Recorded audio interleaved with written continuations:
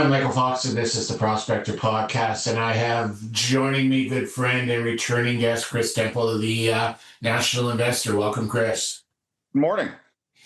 Well, time flies when you're having fun, doesn't it, Chris? It seems like just yesterday we talked about the last FOMC meeting. Honest to God, when you reached out on Wednesday, I thought it was next week that the meeting was, but here we are 2 days after the latest meeting.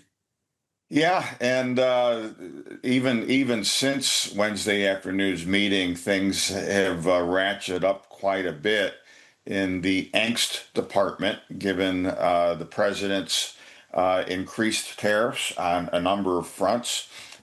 Two very notable ones being he no longer will exempt small packages of under $800 worth coming into the country, so it's going to raise the prices theoretically of even small items that Joe Sixpack and Sally Soccer Mom and Aunt Martha are buying. And the other one that came out yesterday, which is rather interesting, and it shows that Trump is going to be less tolerant going forward of countries like China, even though he claims that negotiations are going well there. He's slapping, I think the number was 40% tariffs on everything the U.S. can identify that's taking a detour on its way here or elsewhere to skirt tariffs.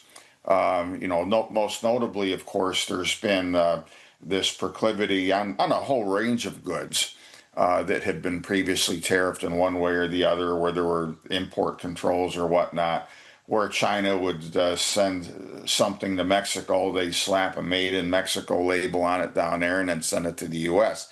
And so he's after that too, let alone other things we could talk about of an especially onerous 50% tariff on Brazil, a country with which the U.S. has a trade surplus, not a trade deficit. But all of this on national security grounds over the treatment of former President Bolsonaro down there, and Trump doesn't like that because he's his buddy. So you've got all of that going on. And then last but not least, this morning, as we're recording this on Friday, the employment numbers came out abysmal. Not only for the last month, but the revisions, downward revisions in job numbers for the last few months were way beyond anybody's expectations. It can't all be explained away by cuts in government jobs, but across the board that. And yet, wage growth is still fairly strong. So when you add all of this stuff up that we're dealing with, Mike, stagflation is becoming more stark in both aspects of it, because inflation has rebounded now for the last few months. The Fed now says that they can identify how much of it comes from tariffs, and we're only getting started on that front because they are still obsessed with tariff inflation and how much is coming, whether it's going to be durable or not.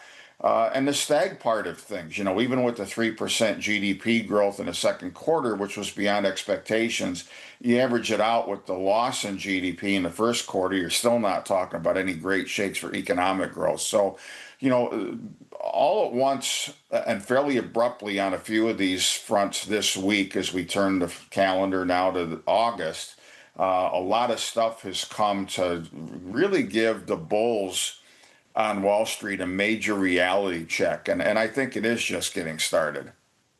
Yeah, there's a lot for the two of us to compact in this discussion. So let's start with the FOMC meeting on Wednesday. Bit of a lively affair for want of a better description, if you can call an FOMC meeting a lively affair. They held rates. But there was two significant dissenters on that, which is like virtually unheard of. But let me share a story, because you and I, we both own West Highland Terrier dogs. Nice white dog, really sweet. Right. I left a strawberry smoothie in my car, and I came back and my dog's face was like pink because he had gotten into the smoothie. And he's looking all innocent. Well, I gotta suggest that maybe these two Fed heads are, trying to line themselves up to be the successor to Powell, and possibly they got into a bag of Doritos because their faces are looking pretty orange. Well, dogs are a blast. I mean, unfortunately, I'm away from my Westie right now, but now my my renewed buddy for a while is one of my German Shepherd grand dogs. He's a big, lanky, purebred male German Shepherd, beautiful, a lot more black fur than you see on Shepherds typically. And he's just a big baby and a big lover. He loves that. And when I tell him I'm going to take him for a walk, he does handsprings. But yeah, pets are great. But one of the things that you and I were talking about the other day is how much people are now starting to voluntarily give up their pets because they can't afford them. Yeah, that's something that I'm going to bring up a little bit later on here when we start to talk about the are we in recession part of this conversation. But where does the Fed go from here? The talking points are still the same. We're not sure about the full impact of tariffs. While their claim that the job market was still strong is starting to wobble a little bit. Are we getting into that Sophie's choice that we've been talking about for quite a while, where they're going to have to choose between fighting inflation or saving jobs? Well, look, I'm going to answer that a couple of ways. First of all, the two dissenters, Michelle Bowman and Chris Waller, both of them Trump appointees previously, to the Board of Governors, they both made the same point that you're implicitly making here and that we've talked about on and off for a while, is that underneath the headlines, the economy is already weaker than most people understand. That's the reason why they think the Fed should be moving. We can agree or disagree on that, I guess, among market pundits. But, they, I think in Waller's case, of course, part of his motivation may well be that he's a dark horse for Powell's replacement coming up. He's not in the lead, but he's mentioned significantly enough to where maybe he thinks he's got a shot. I do believe that the economy is a fair bit weaker than the Fed understands. The job market, likewise, and it's going to be a tough call. This Sophie's choice. Don't forget that after the last Fed meeting, and you and I talked about this after the fact, and I thought it was very notable that when in his own mind, Jerome Powell does really want to acknowledge that the economy is weak enough to cut, if you're looking just at that, he will, if he's got a gun to his head, and he's got to choose between tolerating higher inflation or rescuing the jobs market, he will choose the latter. And I've already said that the Fed already, even though they've not come right out and said this, has implicitly, for all of their talk to the contrary, implicitly thrown away the so-called 2% inflation target, which there's no way in hell they're going to reach, barring a major recession. And again, the inflation part of this, like I said a minute ago, is going in the wrong direction. It's going back up incrementally. So they will, at some point, have to choose. And if you take Powell at face value, which sometimes you can do, sometimes you can't, he really does believe that the economy has stayed strong enough and that the risks have tilted back in favor, in his mind, until recently, maybe until this morning, of inflation being the greater danger again. If you take that at face value, then maybe this morning's news is going to modify his thinking. In fact, it was within minutes after the lousy jobs number came out that all of a sudden the markets, which went Wednesday afternoon after his press conference and some very hawkish statements from the Fed, all of a sudden had people thinking, well, hell, September's not even a sure thing on rate cuts. We may not get one then. We may not get one all this year. To now, because of this morning's numbers, some speculation over a 50 basis point rate cut to the federal funds rate in September rather than 25. So we'll see. The dot plot still suggested one or two cuts before the end of the year. Well, the dot plot's going to be revised again in September, Mike. The latest one we had was not this week, of course, because they do it every other meeting, but they did it in June. And actually, back in June, a lot of the disappointment in the markets, which was fleeting, as it turned out, because markets rallied afterward, was they were unhappy that the Fed only still showed a net consensus of two rate cuts of 25 basis points each for 2025, and they were very close on that as well. So I would suspect that that's going to change in September, especially if the economic news continues to deteriorate. And let's not forget the economic impact of the tariff policies themselves, which, unless Trump retreats on several additional fronts in very short order, I think that by the time we get to the Fed meeting in September, you're going to see the economy and expectations for third quarter are going to be going back to negative again. That wouldn't surprise me. Let's talk tariffs. It's August 1st. The clock has run out, and there's dozens, literally, of countries that are now paying much higher tariffs to the United States for their goods. There was what was called the taco trade. Trump always chickens out. Personally, I think that ended when the reporter asked the question, because the last thing that Donald Trump wants to be known as is a chicken. So I think he's probably, contrary to what the markets were believing up until this point, not going to back down on it. He's had some, I guess we'll call them victories, but even after he's touted the victory, the other side's been going, well, wait a minute, that's not what we agreed to. So I kind of even wonder about that. But for the most part, Chris, a lot of this has been bluster and noise because Trump would invoke these high tariffs, and within 24 to 48 hours he would go, okay, you got 3 months to convince me not to do this, or you got 2 weeks or whatever. He just did it again recently with Mexico, where he backed down and gave him another 90 days to negotiate. A lot of his tariffs aren't actually been invoked yet. So, in courtesy to Powell, yeah, they're seeing some impact on the economy by the few tariffs that have already. But it would be minimal compared to if all these tariffs start to kick in and are made permanent. Well, and that's the operative phrase, Mike. Right at the end is the late John McLaughlin would have said on his broadcast, Mike, you've lurched into the truth. Because it is going to be a major open question for a little while still. The extent to which everything that has been threatened or promised does come into play.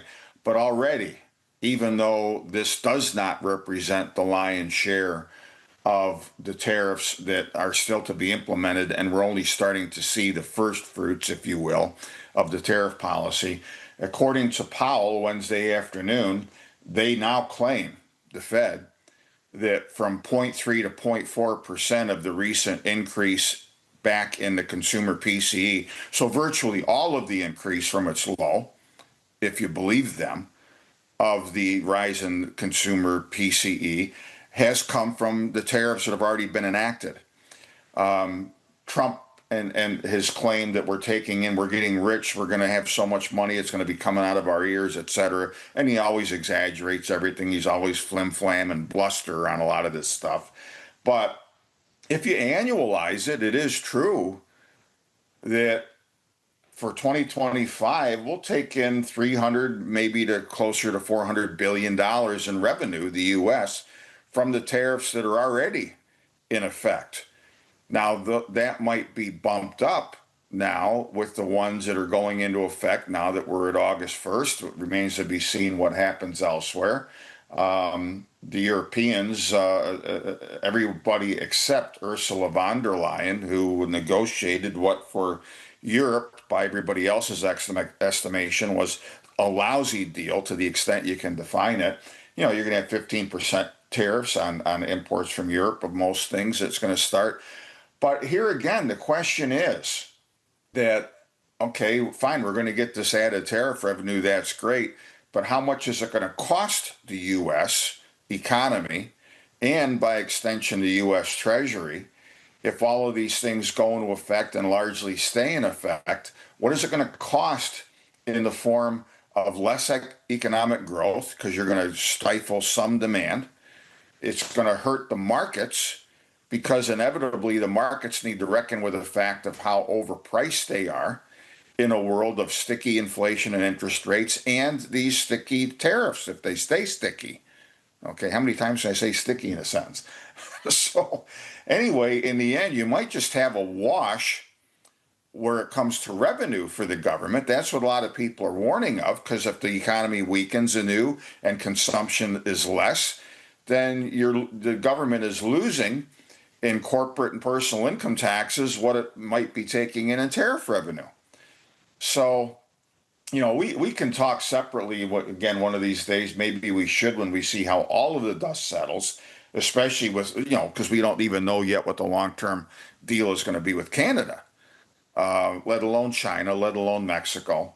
We should talk about just the wisdom of this whole thing to begin with. And Mike, the funny thing about this is that it may all become moot soon, at least to some extent, because this week the U.S. Court of Appeals for the D.C. Circuit heard arguments on the one district court case that said that Trump exceeded his authority and massaged beyond all reason and legal justification some of the statutes and emergency provision language that he's depended on and went too far. So we may see the D.C. Circuit Court of Appeals shoot this down still. And then, of course, the president's going to be pining for the Supreme Court to weigh in. And I got a news flash for you. I don't think they're going to on this. So if I'm true about that gut reaction, remember where you heard it first. I certainly will. I don't give a whole lot of hope to the lower court ruling because one of the things that Trump has been fairly consistent on is when judges rule against him, he just thumbs his nose and ignores it. And he goes Well, with, he goes with the Supreme Court gave me immunity to do what I want, right? So, and the best, or if you want to put it this way, Mike, the worst example of that is Bolsonaro in Brazil and where he gets the idea. And for people who were economists and dispassionate ones, not a Trump supporter, not a Trump, detractor, you don't have either form of TDS, you don't have Trump derangement syndrome, you don't have Trump deification syndrome. When you look at it just cold and dispassionately, it is asinine, the justification that he's used for these 50% tariffs on Brazil, because he's trying to help out a political ally. The justification for the tariffs on Canada is that, collectively there was a suitcase of fentanyl Not much better. seized at the border compared to the, tens and thousands of pounds that came over from Mexico. Yeah. So no, it's not much better. Yeah. The justification has always been weak, but the question, the question that the lower court is trying to answer is, does Trump have the constitutional authority to do this under that specific act? And I think they're going to rule against him, but I think he's just going to ignore it. Yeah, let me throw in something about China, because I want to be fair, and I always call things as I see them, as you know. And I'm going to praise Trump in one sense where the China negotiations are concerned. And this goes back even to his first term.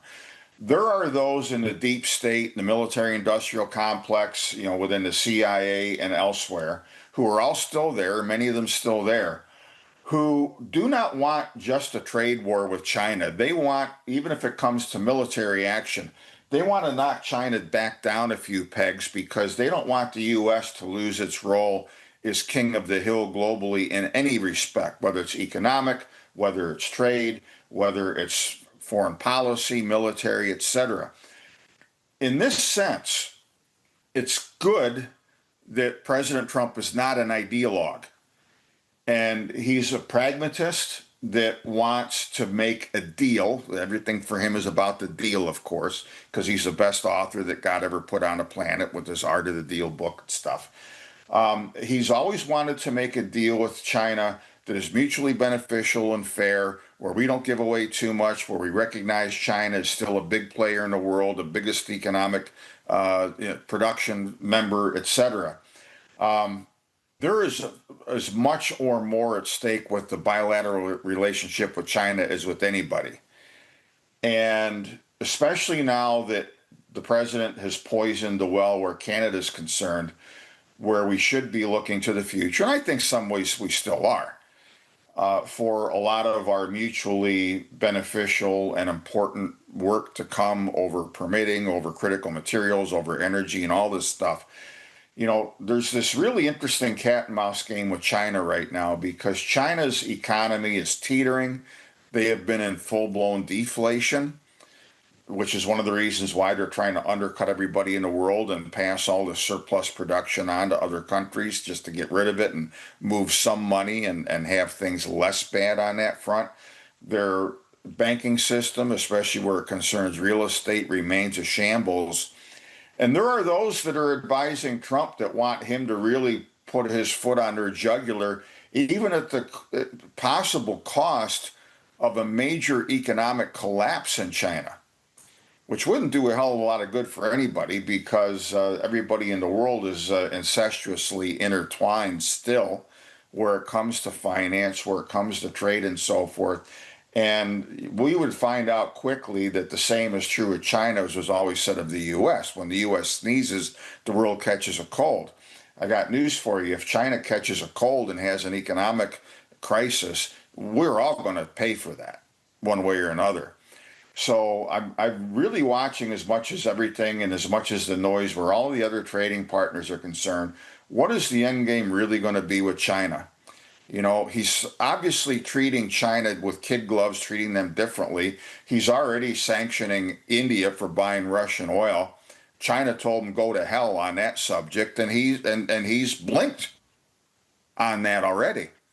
So you know that he's really trying to figure out how to make all of this work with China until we're ready as a country to replace them, get rare earth magnet and rare earth oxide and other flows from China, get the other things that we need from them, and at the same time, give a little bit of helping hand to China when it comes to technology, and without, this hasn't been said outright, when it comes to finance as well, because I think Trump, more than a lot of people around him, realizes that it is not in our interest as a country to cause or to stand by and watch a full-blown crisis in China.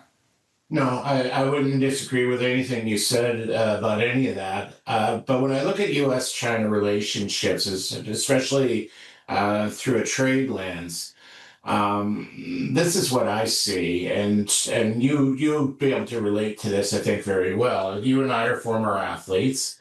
You being a hockey player, me being a basketball player. So, we would train in the off season and come into camp and be ready to go. To me, the United States, as it goes to this trade situation, is they're that old veteran that spent his summer lazing around smoking and drinking and showing up to camp out of shape and then bitching that the rookie is in better shape and could take his job. And that's kind of the way I see this China America trade going. Is China has been the young rookie. They've been nimble. They've been working hard. We can question their methods, but they're leading in a lot of different categories, and the United States is trying to play catch up after a summer of bilging on hot dogs and beer. And America itself needs to look in the mirror and go, okay, how much of this is our own fault, and what do we need to do to be more competitive here in training camp so we don't lose our job, more or less. How do you feel about that statement?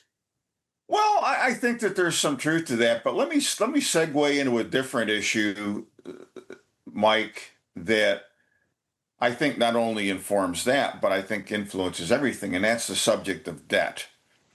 Because this is screwing up all of these different things, is that underneath all of these negotiations, underneath all of the tariffs and everything like that, we've got two major world powers. Not that everybody's in the same boat, because they are, but two major trade blocs, the US and China.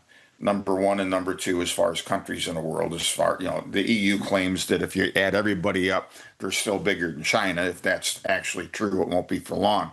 But both have clear and present debt issues that are somewhat different. All right. The issues with China are that they have got, the last I saw a statistic on this, something like a 350% debt to GDP ratio when you add up public and private. That's more than anybody on the face of the earth, including Japan, which long held that distinction until recent years, more than Europe. And it's about double the US if you add up the US public and private nut as well. I mean, we're a little over 100% debt to GDP just on the official government numbers, and you add somewhat to that from the private sector and corporations. But as far as the ability to manage that debt and the implications, it's far less bad. The implications for China, which is why they're so adamant about trying to maintain their market shares as far as production is concerned, is that their debt now is already causing a major deflation crisis and credit crisis in that country. Because worse than anything Alan Greenspan, as reckless and disastrous as he was policy-wise in the U.S., and then everybody who's followed him has added to that, he did nothing compared to what China did in going nuts on credit from roughly 2002 to 2008 or so, in building all of its industrial capacity and production capacity to the point that it's at right now. There was a statistic I heard at the time that was crazy, but it was true. Back in those years, by cornering the market on all different kind of commodities, they were, of course, if you remember, Mike, responsible for that big commodity run in 2002 to 2007-8 time frame. They were building the equivalent of the city of Houston every month over there. They just went nuts. So way beyond anything anybody else in the world has ever done, including this country, they used lots and lots of credit to overbuild, provide overcapacity for everything, and now they're paying a price for that. So their risk, if things don't work out for their interests, is a credit crisis and collapse. In the U.S., it's completely the opposite still. Donald Trump was whining recently again about Jerome Powell. He should be lowering interest rates down to 1%. I haven't seen yet, given the Fed meeting on Wednesday, and then, of course, how bad the jobs number was this morning. I haven't seen yet if there's been a post on Truth Social where the president's bringing Trump's mother into the insult equation yet, but maybe that's coming. But he was complaining about, inflation is gone. No, it's not. Okay, the economy is booming. Well, if it's true, then you don't need lower interest rates, et cetera. But the big thing that he said in criticizing Powell, and you got to read between the lines on some of this stuff, and every now and then the president blurts out the truth. He pointed out that for every 1% reduction in the federal funds rate, because the Treasury's got to refinance everything pretty much right now on the short end, the U.S. would save $350 billion a year. And that goes to show that the U.S.'s debt problem is not one necessarily yet of a collapse. It's one that inflation is going to get out of control, and with that, long-term interest rates. He can't understand why interest rates aren't coming down. I'll give him 57 trillion reasons why. And all he's got to do is look in the mirror. We've already got a $37+ trillion national debt. President Trump's one big, beautiful baseball, hot dogs, apple pie, the flag, and MAGA bill is going to add 20 trillion to that, give or take, in the next 10 years. And he agreed to that. And so far, any actual legitimate cuts to the deficit and long-term debt have been laughable. It's insulting what they've done, this $9 billion clawback recently. So our debt issue that we've got to manage amid all of this other stuff, tariffs and trade and whatnot, is that we really do turn the dollar into toilet paper in, quote, paying interest and whatnot for the debt going forward. Not because the U.S. has got a bad economy or bad credit risk worse than other countries, but because of the sheer size of what needs to be financed and refinanced going forward. So that's our problem, and this is going to remain an albatross around Trump's neck, especially when he makes comments like he did last Friday on a dollar and interest rates and stuff, and comes right out and says, I don't remember a president ever doing this. I sure as hell don't remember a Treasury Secretary or Fed Chair ever doing this.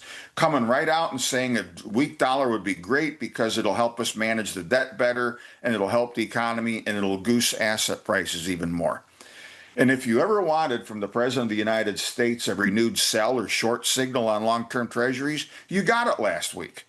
Yeah, well, and it's interesting to look at all of this because, again, it's almost to the point where China and the United States are so intertwined that, if you were to collapse the Chinese economy, you'd collapse your own. It's almost mutually assured destruction.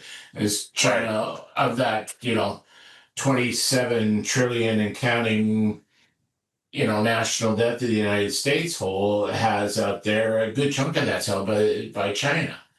And if Well, that's China not as true. goes, they would have to, they would have to start to liquidate a few things, and you would kind of suggest that maybe U.S. Treasuries would be the first thing they would. Well, Mike, China's already sold a lot of their treasuries. I mean, there's a lot of incorrect and dated information out there. China's holdings of treasuries are under $800 billion. They've been cut about in half in the last several years. Actually, the UK just with some emphasis because they're gobbling up treasuries. The UK just surpassed China as the second largest external holder of treasuries. I think Japan is still in first place when it comes to that. But regardless of who finances it, someone's got to pony up the money to cover all of Uncle Sam and now Uncle Donald's debt. And it's not like the market's unwilling to do it. It's not like there's, a lack of liquidity, at least at the moment in the markets. But you and I have already talked before about how in the last few months, actually, the Fed kind of on the QT has had to do some QE on the QT, use their open market operations and other game playing that they've done recently to make sure the markets stay lubricated. In fact, one guy I follow on social media who I republish his stuff from time to time. He's one of the smarter people that I follow when it comes to macro stuff. His comment after the Fed meeting the other day is that the Fed is publicly hawkish, but rhetorically cautious and quietly lubricating the system behind the scenes, which they need to do because the more that all of these bubbles have been blown, the more that the debt has risen, et cetera, you're inviting more and more potential problems if something goes wrong or somebody zigs when they should zag in the credit markets and you start a cascading effect like we've seen from time to time in the past, whether it was the Asian crisis, the Russian crisis, the Euro crisis, the broader global financial crisis in 2008, or any of them. So the Fed has been trying for public consumption to maintain, with Powell's utterances and so forth, this relative strict, take on things of the recent past. That, okay, despite the president telling me my mother wears army boots and whatever else is coming, and I'm a numbskull, and a moron was this week's term. Despite all of that, we are going to stay steady because we think we need to, and he gives all of his reasons why. But the fact is, behind the scenes, they have been liquidating. If you look at the broad measures of money supply growth, and notwithstanding the headline continued reduction in the Fed's balance sheet, they do know that we're going to have a problem. They are surreptitiously adding to the money supply, doing some buying of treasuries themselves from time to time in recent auctions.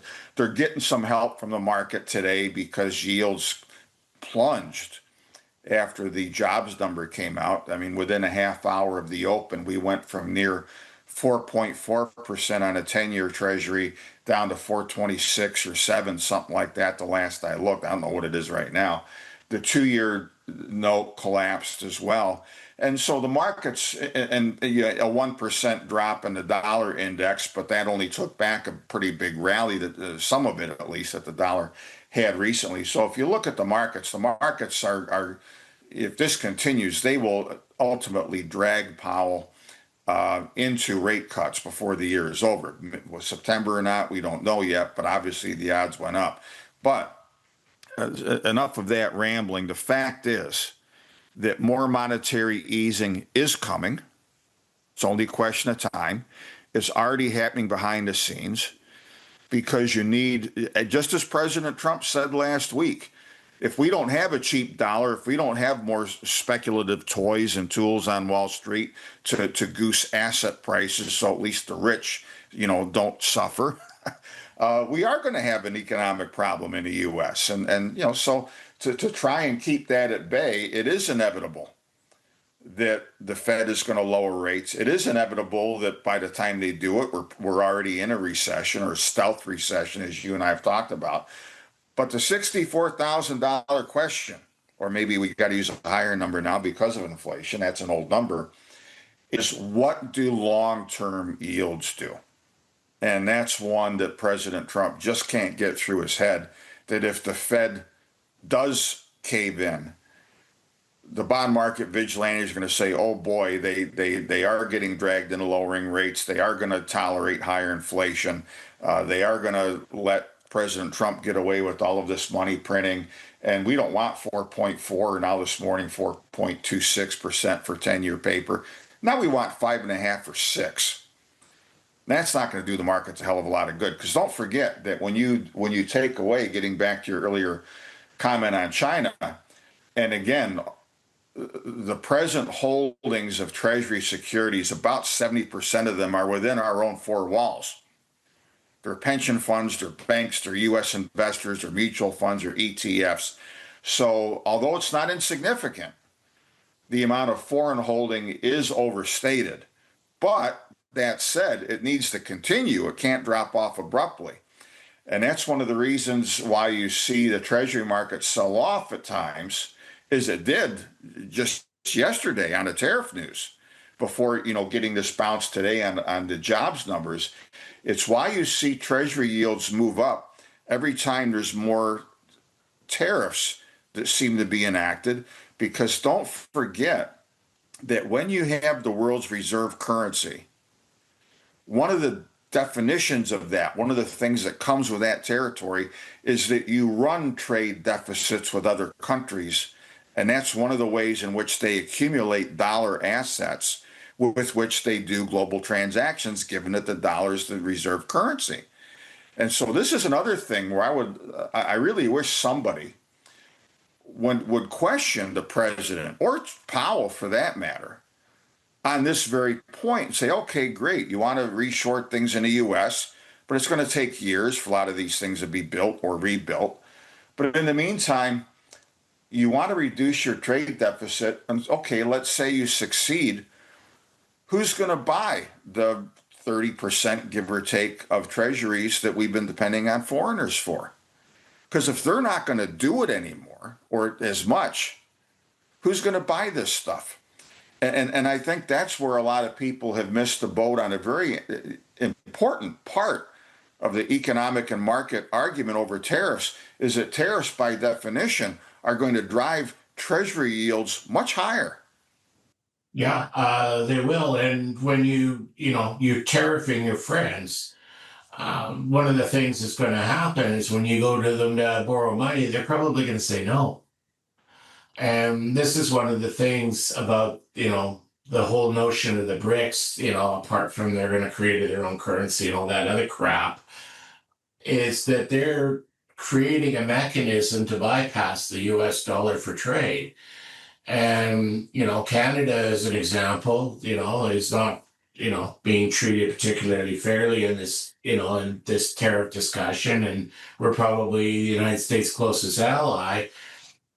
If we stop buying their treasuries and we start doing more business with Europe and other nations, well, we may just start transacting in euros instead of US dollars, and we don't need the treasuries and we don't need the US currency if that's the case. And now that's just Canada. What if, the European Union starts to feel the same way, and God help the United States and Japan, or the United Kingdom start feeling that way as well, then their only source of being able to finance this is for the Fed to buy as the last resort, buy all the treasuries, and at which point you're even accelerating money printing. Exactly right, and that's where this all ends up, as I was suggesting, Mike. If things take their present course, and the markets, I don't think are prepared for that. You've got this knee jerk reaction with long-term treasuries, which is, just again, that's what it is a knee-jerk reaction that, okay, well, we're gonna buy long-term treasuries, we'll push the yields down because now the economic news is getting much weaker. The Fed's going to have to ease. And I hope for their sakes that the people buying long-term treasuries today are doing it because they think we're going to go into recession, and not just because they think the Fed's going to lower interest rates. Because, again, there's as many scenarios as not where when the Fed does start lowering short-term rates again, long-term yields are going to end up going much higher. You'll get a much steeper yield curve. It'll be good for some people. It'll be good for some themes. It'll be good for some sectors in the market. But for Uncle Sam and long-term financing costs, it's not going to be very good, And so, and that again, inevitably, not that I want to ramble any more than I already have and hit too many subjects and get confusing, but that all of this stuff too is going to bring that whole yield curve control discussion back. In fact, there's already signs that the Fed is trying to do that through some of these mechanisms where they've been, juicing the markets recently behind the scenes, and because they are desperate. And I guarantee you that one of the things Jerome Powell is looking over his shoulders, worrying about, are the bond market vigilantes, because he knows damn good and well that if he does lower interest rates for the wrong reasons, that the long end will blow out. And even Jeffrey Gundlach after the last Fed meeting, and I agree with this, and I said so at the time, he's one of the top bond guys in the whole country. He said that he sees the 10-year Treasury peaking between 5.5% and 6% because of all of these market forces we're talking about before the Fed finally cries uncle in the Treasury, and they got to try and stop it. Well, let's move on to another topic. I think we Beetlejuiced the recession and mentioned it too many times here. So let's talk, we've talked about the Fed, we've talked about government policy, but where the rubber hits the road, it's about the economy. And the economy is going to dictate what both of those other parties are going to end up doing. As listeners who know, I'm a former Vancouver resident, don't live there any longer, but did live in Vancouver. And I remember very distinctively this January, I think it was 2017, we had an odd January. We had the first 2 weeks of the month. We had absolute monsoon level torrential rains. We broke 5 or 6 rainfall records, a ton of rain. The last 2 weeks, or I think it was 17 days possibly, we had nary a lick of moisture. And it set a record for the longest consecutive days in January without rainfall. And as people should know, January is the heart of the rain season in Vancouver. When the dust settled on everything, they put all the data together. January of that year had an average rainfall.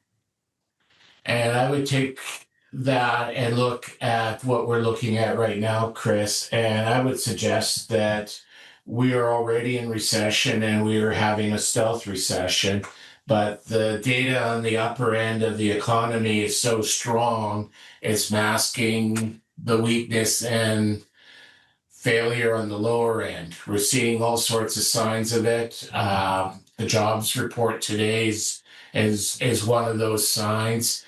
Car loan delinquencies, there's another sign. Housing affordability is another sign.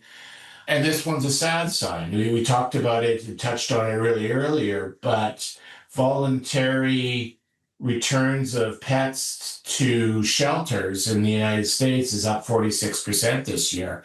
It's got to the point where people can't afford their, members of their family, and they're taking them to the shelters and voluntarily giving them up. None of these are a sign of a healthy economy. And you've got, tariffs at one end exasperating that, and you've got interest policies on the other end not easing to ease and make things better. So your thoughts, are we already in a stealth recession? Oh, I think absolutely. It's been a tale of two cities kind of story. You and I have talked about this on and off for a while now. Actually, Mike, I'm on my way up here. I'm up in northern Wisconsin now for the next couple of months. Finally got up to spend some time with all of the children and grandchildren and of all the things yesterday. My oldest granddaughter played golf with her boyfriend, nice young man, and two of my own grandsons. So I'm going to start looking at grandsons and granddaughters-in-law as well. I'm getting older. But on the way up here, I reached out to a buddy of mine that lives in this area who's a medium haul truck driver. Most of the stuff he does is, short distances. He doesn't do a lot of cross country stuff. And one of the first things he said to me when I reached out to him to see when he and I get together and have a beer or coffee or whatever is that freight is getting cheaper. Okay. Now, what does that mean? It means that you're starting to see less shipments of goods. We've learned this recently from some of the news again, and not for the first time in the recent past from the likes of UPS and even Amazon this week, though it had good numbers, its forecast of what's coming was not overly encouraging. So yeah, when you look at the Main Street economy, it is not a good picture, and it hasn't been for a while. And I try and keep an open mind. You know me, I'm as critical of the perma bears at times and a lot of their wacky stuff, sales pitches and conspiracy theories and odd as I am of everybody.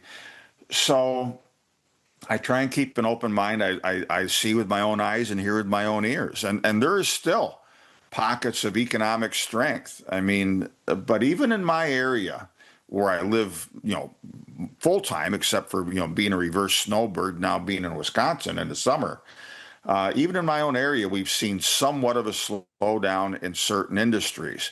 And when consumers start to spend less, it does have a ripple effect. And the president, some of the people around him, they've got some ideas how to counter that. Some of them are good ideas. And I do believe, again, to be fair, that President Trump, with a lot of his economic policies and pro-growth policies, if all of these were enacted, really would move the needle significantly as far as broadening the tax base and therefore, helping the economy.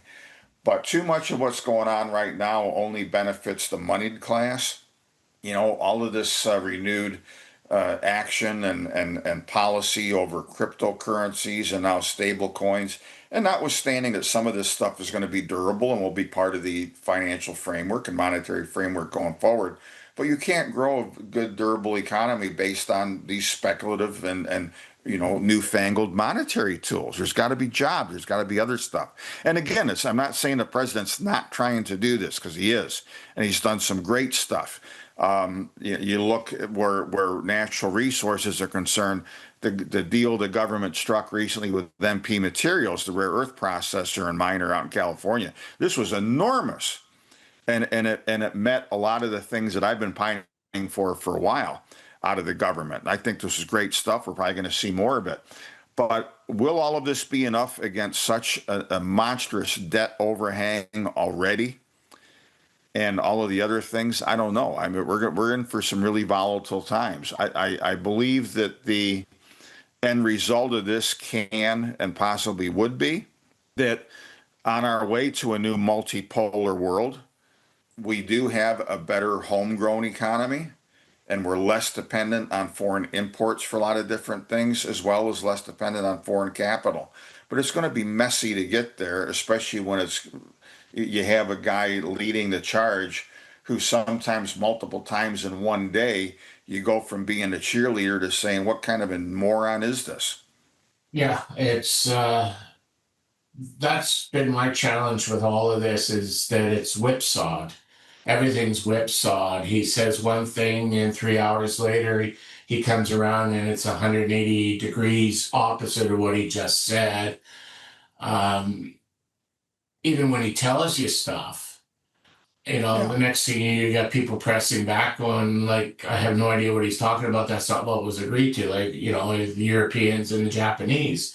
This rails the markets. It makes it very difficult for business to make long-term decisions because they, like the Fed, really don't know where things are going, and it's challenging. And that trickle down economics has some merited truth in it, in that what happens at a higher end does trickle down to the lower end. So if they're reluctant to make investments in plans to grow, that's going to affect the low end workers looking for maybe higher wages, looking for job security, looking for ways just to keep a roof over his head and feed his family too. So that's where all these challenges, and I think the chickens are coming home to roost here shortly. It's been an awful long time since the United States had anything resembling a recession, other than the self-created one during COVID. It would seem to me that they're overdue, and have been for quite some time.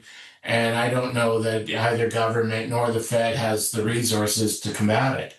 Well, I don't think they do. I think that, and I said this, as you remember, Mike, before the president was even sworn in again, that he's entering a situation which is going to be very thankless and where the deck is already stacked against him. The debt is so onerous, a recession so overdue, the ability to service the debt is getting more and more difficult, that he's not starting from a very good place. And unless he's willing to do an awful lot of unconventional stuff, but in the right ways, to do an end run around the Federal Reserve instead of just bitching about it all the time. And you've heard me say this before. Look at a national infrastructure bank where you can provide trillions of dollars of economic growth without having to borrow the money. It's a first matter from the Fed. It's already out there. Look at something like a currency board and a national currency. There has been the start, not all for the right reasons, but there has been the start, because of all of this, of a debate over the legitimacy of the Fed itself and its mission. And I hope that debate goes in the right direction. That's a story for another day. But even Scott Bessent, the Treasury Secretary, has said, if you take all the name calling away, is the Fed's really serving us properly as an institution? Beyond the disagreement about current monetary policy. So we'll see where that goes. It'll be interesting. But we've got to. We're in a bad place because of all the debt, and really we're at a place, and I've used this analogy before, and I want to share it real quick. Then we should try and take a quick lap around the markets before we go too long without addressing those. Let's say, Mike, that you and I went out for dinner at the fanciest restaurant up there on Prince Edward Island. And we really put on a dog. We have a before dinner drink, the after dinner drinks, the dessert, and stuff ourselves. And at the end of the night, the waiter brings a check and it's $300, and which is not hard to spend these days, especially in Canadian dollars. And you and I are looking at each other, figuring out who's got alligator arms and who's going to man up and take the check. But before either of us has a chance to react, the waiter says, "Wait a minute. Gentlemen, the chef wanted me to tell you that we've got a lot of extra food back there. We don't want to throw it away. It's got to be used. So you just sit right here. We're going to do the whole thing again from start to finish, but we won't charge another $300. We'll only add $100 to the check." I don't know about you, but I mean, I might get physically ill or do an Elvis Presley and be dead if I stuff myself too much. Okay. And that's where we're at. And so this is something that it's going to take some time to get people's heads around. But at this point, it doesn't make a whole lot of difference what the Fed does is with interest rate policy. Even if it does start to lower short-term interest rates, it's going to have no traction or very little traction on the Main Street economy, because the problem with the economy is not that there's not enough credit. It's that everybody's already up to their eyeballs in debt. Everybody went through all of that, free money from COVID, so that's not there. And now a lot of people have got increased debts again and obligations again, whether from now having to pay their student loan payments each month or whatever. So we just need this period of digestion. And you're not going to change that without major change to the basic nature of our monetary system itself. And that's one place, again, with the exception of this very early, theoretic discussion about, well, is the Fed as an institution helping us or not? There's still nobody doing that. President Trump is not saying let's do an end run around the Fed. President Trump just wants to complain because when things do hit the fan, he wants to be able to blame Powell for it. Well, it's easy to be a Monday morning quarterback and sit in your easy chair and say what the quarterback should have done. And it's a completely different thing being that quarterback and actually having to execute on it. So I hear what you're saying. So yeah, let's do the roundabout through the markets.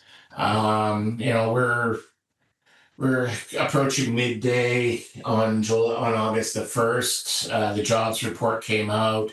Whole whack of tariffs hit the market again today.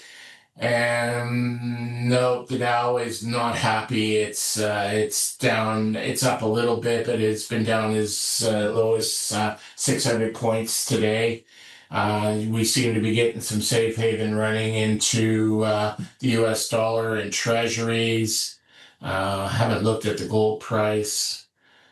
Well, gold, precious metals are always going to be happy on the idea that the Fed is going to be forced into easing. So gold's up $50 last I looked. Silver, up a little bit less percentage wise, but it was still up.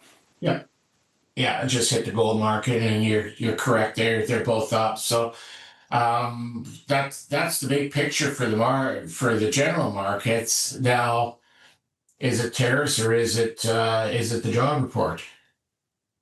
I think it's a combination of things. We had going into Wednesday before the Fed announcement, the consensus being the Fed is finally going to start to lower rates in September. That was one major idea. Number two, the trade issue is going to be less bad than people have feared, certainly less bad than on that so-called Liberation Day back in the early spring. And that all of these tech deals and whatnot were going to keep the markets levitated. Now, all of that's been thrown into question for one reason or another, with the exception being that not only, as we said a bit ago, is there a September rate cut back on the table after Powell on Wednesday took it halfway off the table, but now will it be a 25 or even a 50 basis point cut? And even with all of this, Mike, the market's got to be careful that it doesn't get what it wishes for, and it's got to be careful what it wishes for, because you could very easily have a situation where instead of the market saying, oh, goody, more rate cuts and more free money, instead it's, oh, my God, more rate cuts and more free money. If the Fed is finally getting ready to move, are things really going to get that bad? So we'll see. But I have continued to say for a while that even before the big beating that it took a couple of days ago, I even though I'm very bullish long term on copper, I didn't trust the rally this year. I was vindicated on that. Other base metals you got to be careful of, because now the narrative is going to change more into, okay, are we really going to go into recession, and how bad is it going to be? And all else being equal, recession fears, or the onset of one, is never good for industrial assets unless there is some major compelling reason to be buying them otherwise, because you're not going to be buying them because the economy's doing well if the economy's going the other direction. So I continue to be a believer in gold, which is going to benefit in any environment. Silver will get dragged along as it has been recently. But, except for picking individual stories, I'm still a little standoffish on the base metals, the battery metals. There are one-off stories that are good, tungsten, antimony, rare earths, and things like that. But, you need to be betting right now with your portfolio on, yes, an impending recession, which may not be horrible, but it is going to be a downturn and a dampening effect on everything. And also betting on the eventuality of more overt easing by the Fed again and that's going to favor gold. It's going to favor cash. I don't think it's going to favor. I would not be chasing this rally in Treasury bonds unless you've got a crystal ball or you've been able to find Doc Brown and borrow his tricked out DeLorean and know that this is where it's going to end up. The only sensible reason to be buying long-term Treasuries now is if you are thoroughly convinced there's going to be a bad recession or a global crisis. Then it'll be a good trade for a while. But if we're going to muddle through, as I alluded to a while ago, I think as the Fed cuts short-term rates, all else being equal, and notwithstanding today's knee-jerk reaction in the other direction, long-term yields are going to stay high, if not move higher, for all of the reasons of the debt and inflation worries.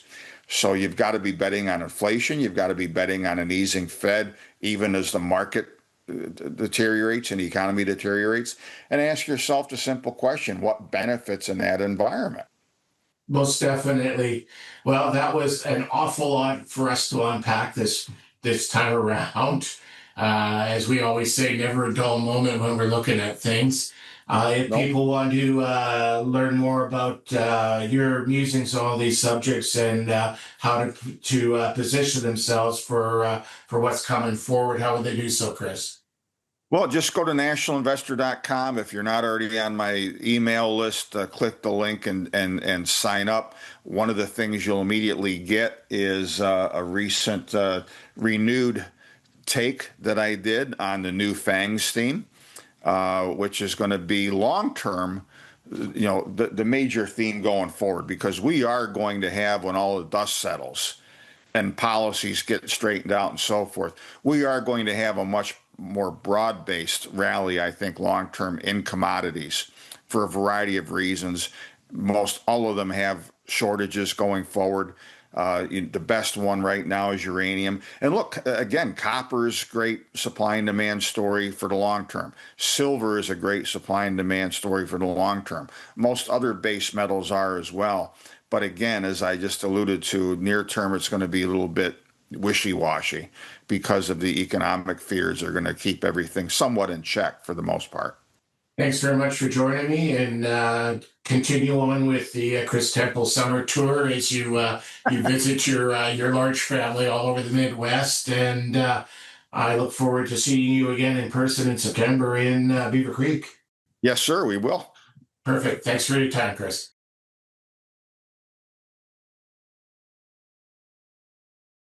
The Prospector News podcast is for educational purposes only. The opinions expressed are those of the participants and are not to be taken as investment advice. Listeners need to do their own due diligence and seek advice of a licensed investment advisor.